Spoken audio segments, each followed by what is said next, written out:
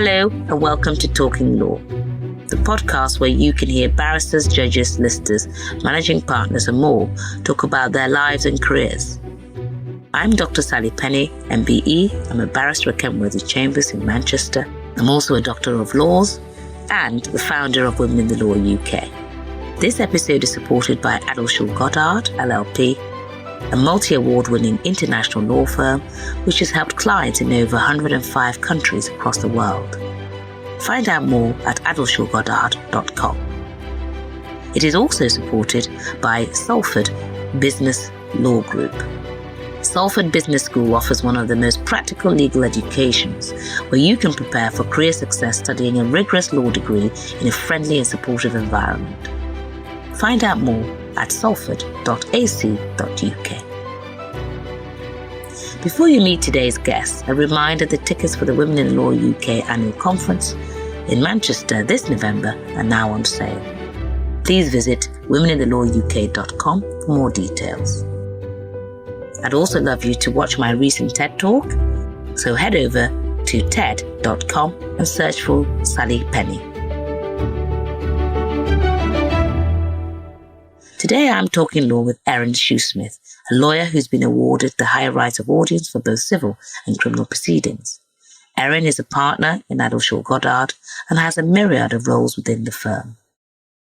I asked her to explain her different responsibilities. So I'm head of safety here, which encompasses health and safety, fire safety, product safety, food safety, anything safety related. Wow. I also head up the public inquiries and investigations and inquests as well as holding the role of head of pro bono here at AT. Well, I was just coming to that. Yes, you wear a few hats, which is quite interesting. Well, let's go back to the beginning. You know, you're a mum with 2 kids, your partner here. Quite a big job. How did you get into law? So I had a fairly traditional route into law in the fact that I went to university, I did a law degree, I got a training contract, and that's kind of where my journey started. But I suppose if you take me back further than that, I was the first person to go to university in my family. Wow. And I'd like to say the first and not the last, so that's great. Yes. But why law? I mean, it was something that obviously you saw on TV. I didn't know anybody who was in the law. Yeah, me neither. And I think I may have been in year 4. So what was it? Would have been, I don't know, year 8 now, year 9 in current school years. And did a kind of questionnaire as to what do you want to be when you get older. And mine came out as either a journalist or a lawyer. Wow. And that really was kind of the start of thinking, okay, I'm quite interested in this. Let me have a look around the edges. I'd approach people to do kind of work experience. Yeah. So I did that over in Bradford and Leeds. And I thought, I really like this. It really piques my interest. That's what I want to do. And that is pretty much how I fell into the law. Yeah.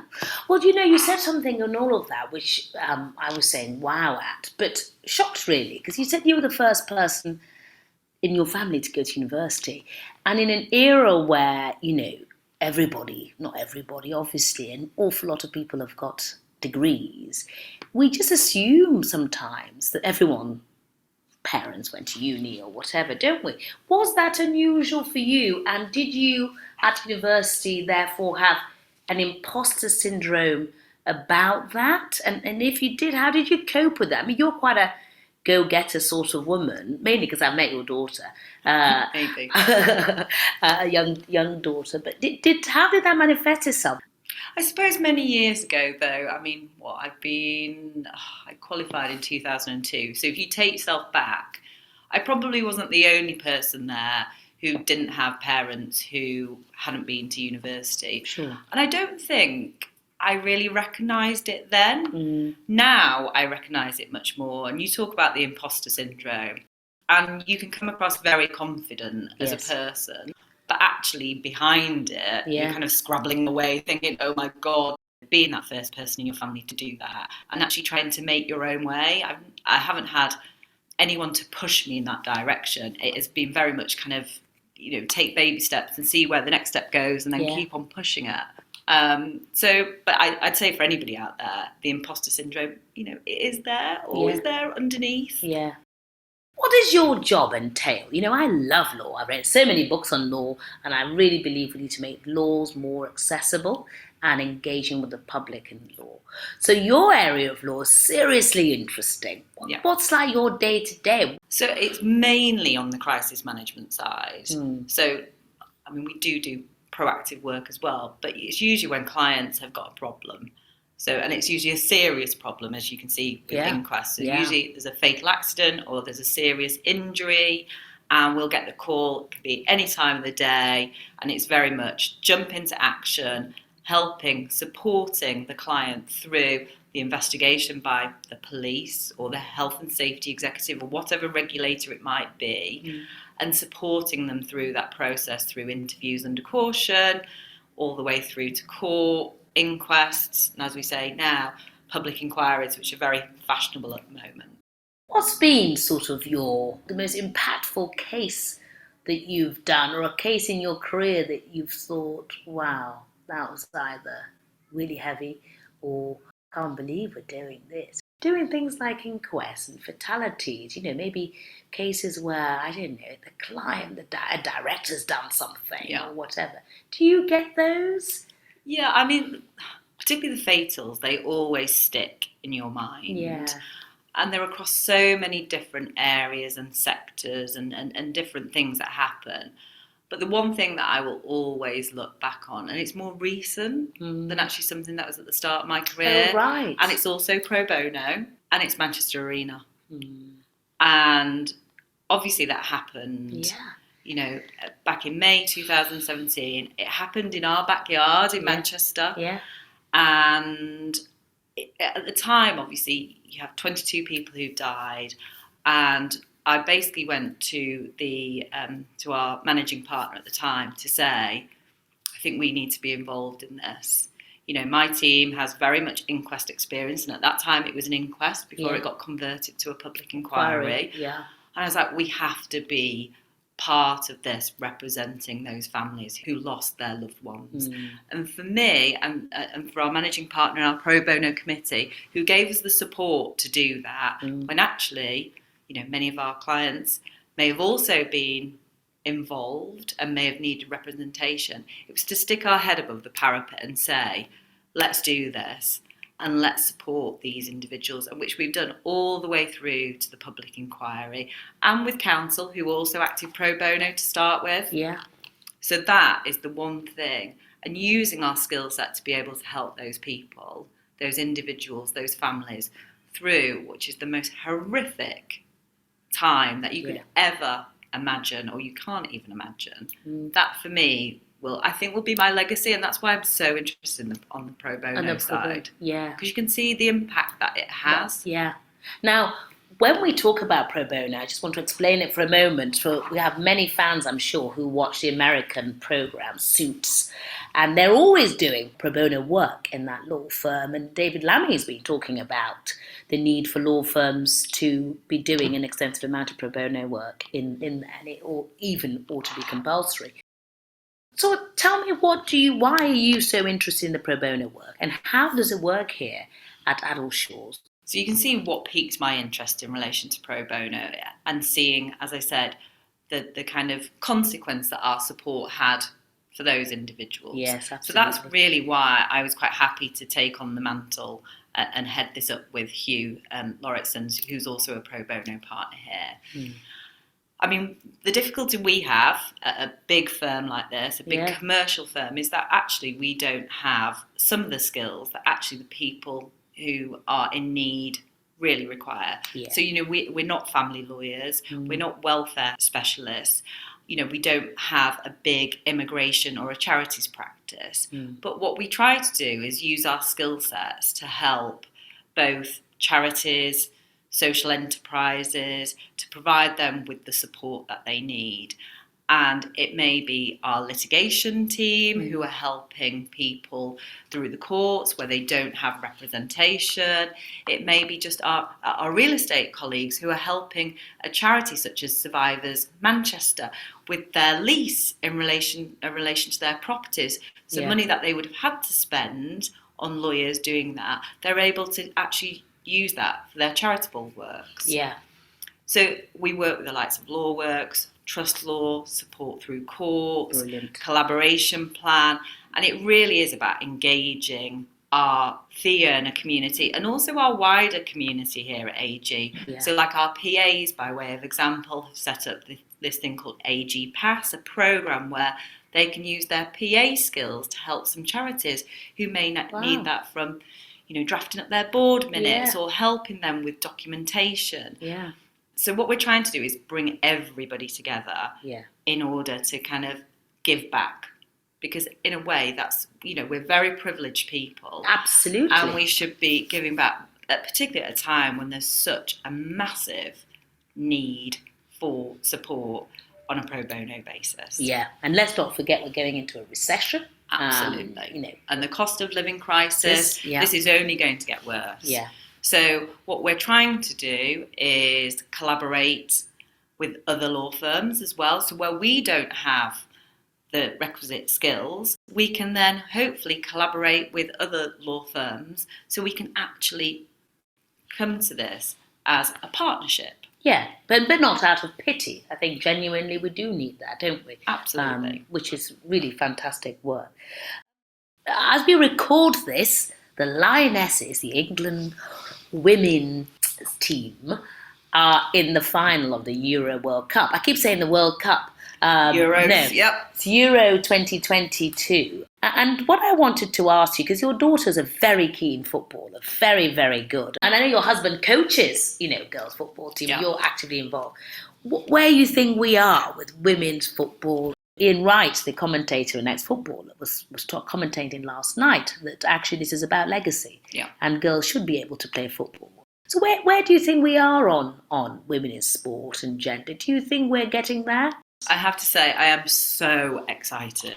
Yeah. I am absolutely over the moon that they are at Wembley on Sunday. Whoa. Absolutely. So, from that perspective, and obviously being involved, like you are, in girls' football. Yeah. I see the kind of impact that it has on our young women and the confidence that it gives to them. Yeah. But equally to be able to kind of play alongside the boys as well and to demonstrate what they can do in this field.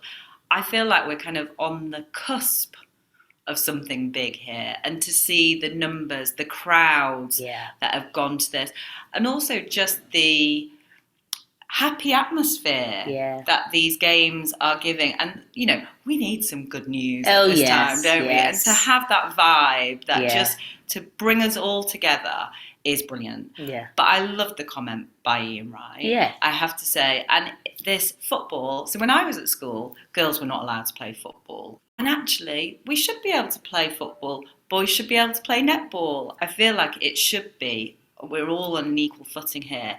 But I think it's just starting. And I think there's going to be, a real push behind it. And hopefully, grassroots upwards, we're going to be able to see that equality at that level. I think we're some way away, but we're starting. We're on the trajectory. Yeah, of going forward. And actually the crowd's watching from home. Absolutely. And kudos to the BBC to actually showing all the games as well. Absolutely. Actually, on BBC One, BBC Two and BBC Four. So I do think, from that perspective, yeah, you can just feel the excitement. I know. Well, I kind of feel like we've already won in the same way as I felt. We have won. Yeah, absolutely. In the men's game, even though Italy ruined it, I feel like we've already won. I want to ask you a little bit about well-being. Yeah. You are at a massive law firm. I alluded to it before. You have a family. And I remember, I think we met when you just became a partner, or it feels like ages ago now. I can't remember when it was. And I really wanted to really ask about what you do for your well-being. It's not easy having a family, young family at that. So how do you look after yourself? What do you do? I mean, I think COVID has helped in a respect. I mean, we were very busy during COVID, really busy. Obviously, health and safety was at the front of everything because that's all people heard. Totally. PPE, I mean, my mum even knows what PPE is. I mean, let's face it, that was kind of like just the jargon that health and safety lawyers would use. Yeah. But actually spending more time at home and being at home with the children actually helped. And actually the hybrid working then helps in that regard.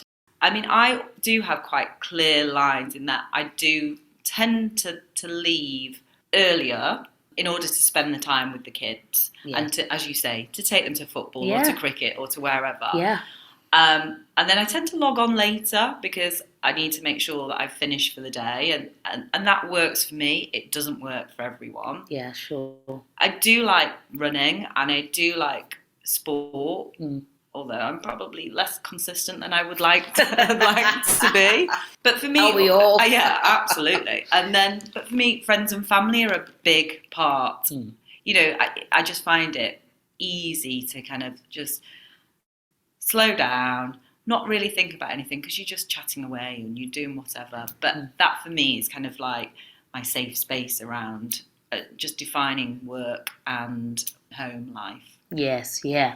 Now, tell me about sort of any role models in law who inspired you. Have you got a favourite legal character or a favourite book? So, I mean, as I was speaking to you earlier about this, you know, I remember Ally McBeal. I mean, anyone our age, that is pretty much pretty much what you remember. Ally McBeal, Clueless. I mean, those kind of things. Some people might say I'm clueless anyway, but you know. Well, I think the work speaks for itself, so I'm not sure about that. So that's probably kind of the characters. And I remember my mum watching things like, you know, Judge John Deed. Oh, yeah. He's been on this podcast. Things like that. But yeah, in terms of kind of books, I mean, all the Gresham novels. Yeah. But I am a massive, massive fan of true crime podcasts. Like, honestly, yes. I'm really quite bad. I listen to them all the time. That's so interesting. So kind of starting with the likes of Serial, you know, Dirty John, all these kind of things that then made themselves onto TV. Yeah. I could be cleaning, I could be in the car, going around, you know, the supermarket, and I'm like digesting all this true crime. I mean, it's crazy. But do you think it's because you're not specialising in that area? Maybe. Yeah. I mean, I think if I was doing it day in, day out, I probably wouldn't be as. I don't really listen to those. But interestingly, Ayo Anutande, who is a fictional crime reviewer, and she's actually also a clerk in the Supreme Court. Okay. And so, you know, we know that crime fiction certainly is like had a huge increase in listeners over lockdown.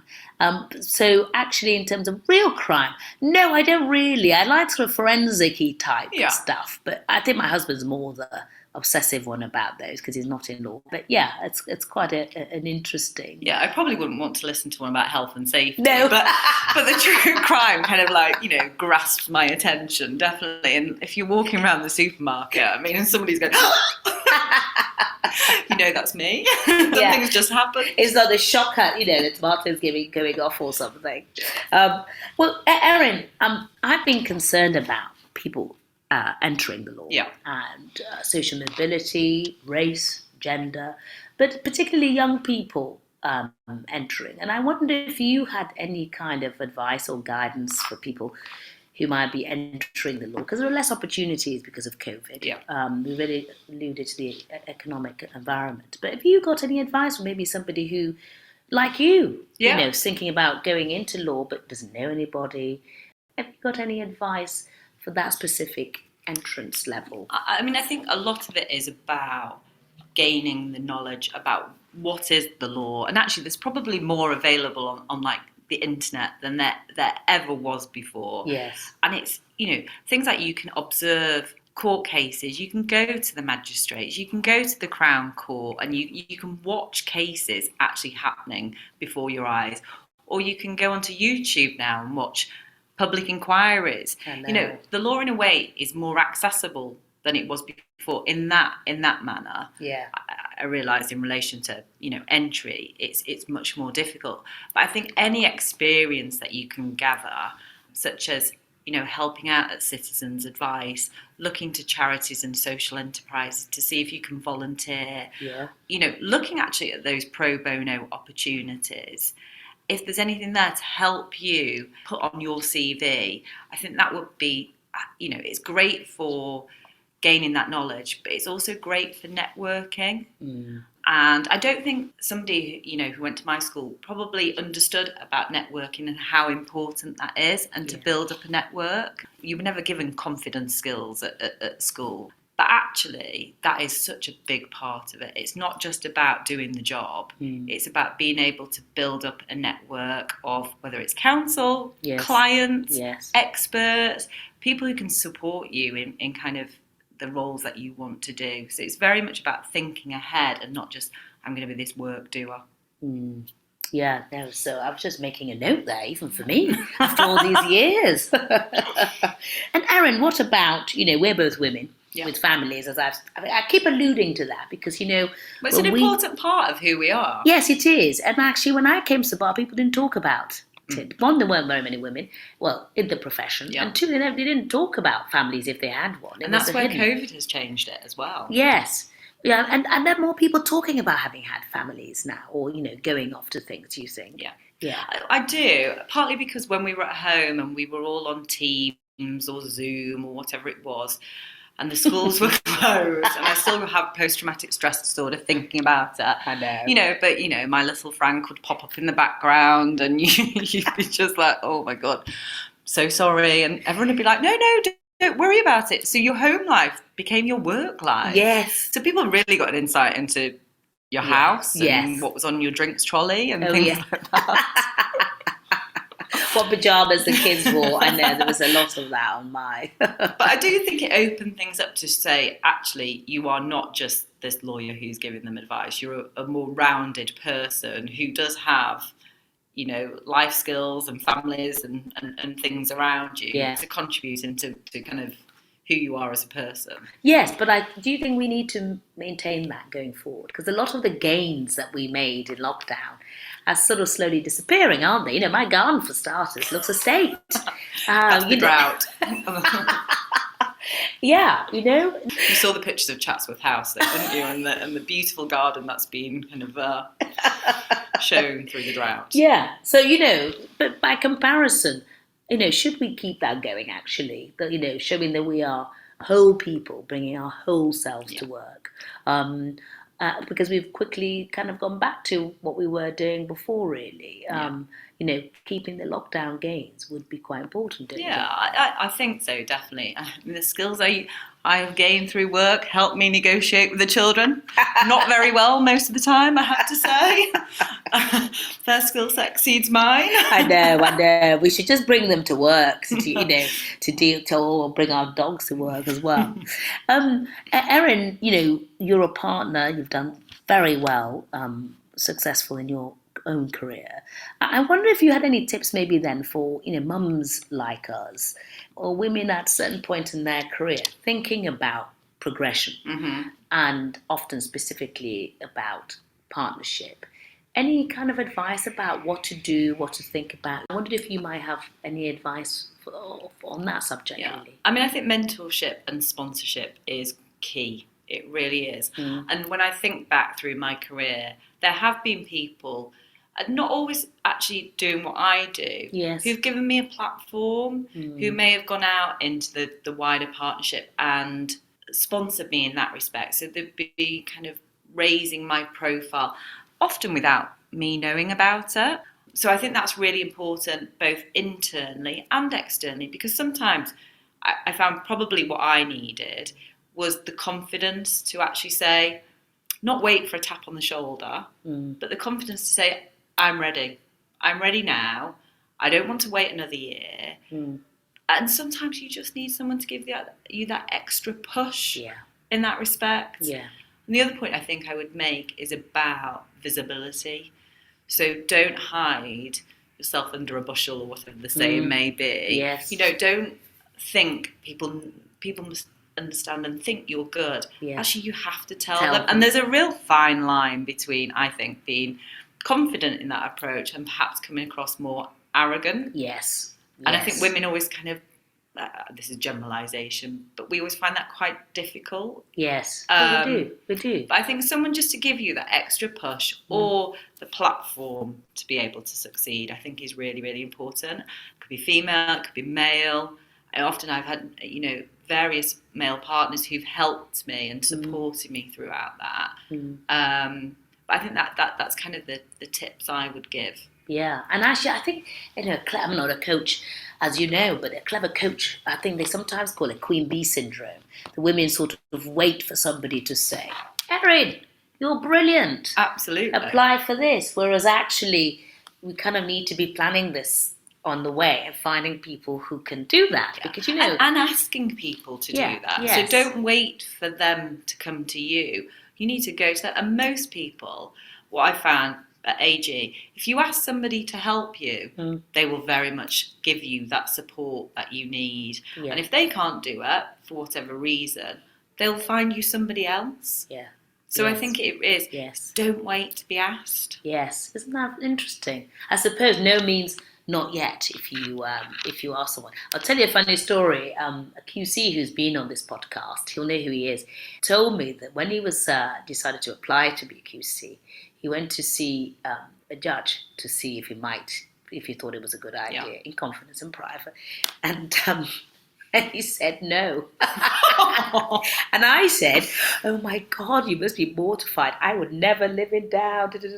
And I think we're two different characters, and maybe male, female, I don't know. He was like, no, he did me a favour because I knew not to ask him as a referee. It's like... I was just looking, shocked. So it's really interesting, what you say about just, take that approach. And if he'd asked, earlier, that would actually be quite a good advice. Erin, we're coming to the end, and I want to ask you two quick questions. The first one is that you instruct a lot of counsel, advocates like me, and I wondered if you had anything that you would say about advocacy. What makes a good advocate? I mean, that's not always a reason you instruct counsel, of course. But so just think about that for a moment. And then the final question I wanted you to move to is really, what advice would you give to the young Erin, who was starting out from the beginning? I would have liked to have more fun. I think I was just a bit of a swat and just worked all the time. Yeah, I don't think I was that. But yeah, I think I had a lot of fun, maybe too much. Maybe that would be. Maybe we should swap roles. Yeah, I know. Yeah, I'll be you. You be me. So in terms of counsel, the counsel I obviously instruct criminal, a regulatory counsel. The one thing I always look for is someone who will act as a team. So when we're acting for the client, we act as a team. Yeah. And that is really important for me. And then what advice would you give to the young Erin if it's not to have more fun? So I think it would be more confident in yourself. I remember when I was first dating my husband, we were out on a night out, and one of his friends said to me, and they all were at Manchester Grammar, and they said to me, so tell me about you. And I was like, I'm a trainee solicitor. And he's like, which school did you go to? Oh, God. And I said, I just went to a Catholic school in Yorkshire. And he was like, Ambleside? I was like, nope. And kind of said something to him. And he went, oh, you have done well for yourself. And when I look back, I think, actually, I have done well for myself. So, I will congratulate myself. But it would be having the more confidence, I think, more confidence in myself. Yeah. I love that. I wrote a book about confidence. It's not a whole book, it's a journal with loads of wonderful quotes to boost confidence for those days when you're feeling a little bit this or a little bit that. And half of it's a journal about the times that you felt most confident, the times that you looked great, or, you did a case so well, and it's like so many pages to fill in. Because I was asked by an undergraduate, whether I'd always been confident. And I thought, gosh, I was a short, fat kid. at school, of course I wasn't confident. Now I'm just know how to use my voice a little bit and more. You do it very well. I hope so. So I love that about the confidence, actually. Be more confident in yourself. I think it's, even now, at my old age, it's really good advice for all of us. Erin, we've come to the end. Is there one kind of call to action that you have for people? We've talked about a lot of different things on this podcast, and latterly using your voice, figuratively and literally. And I wondered if you had a call for action for you, because one of the things about you is you're genuine and you're authentic. And when my car was broken into, and presents for children who were undergoing treatment for cancer was stolen, you came to my house with your kids, with bin bags of all sorts of presents, wrapped, so I could take them so that those children didn't go without. And to me, that often shows people's true colours. In a crisis, you can offer tea and coffee. I'm very good in a crisis. I thought so. And you were pragmatic. So I wondered if you had a call to action, so to speak, yourself, because that to me showed a real character to you that I don't think often. But I think that's what I put into my pro bono. Yeah. And that really is bolstering what we do in that sphere, and being able to do that in Manchester as a collaborative piece as well. So I think that's my call for action. And, I would ask anyone who kind of listens to this, get involved. Really kind of invest yourself in this, because it feels great to give back. Yeah. And that's really important, bearing in mind, as I said, we're in such a privileged position to be able to do that. I think hopefully will also be other people's legacies. Absolutely. Well, you might get mobbed now, because I think this is listened to by over 150,000 people all over the world. I haven't checked, actually. I think those figures are from 3 weeks ago. So I hope that you are mobbed, and I hope that more people do pro bono work. Erin Shoesmith, thank you so much for your time and for talking law with me. Thank you, Sally.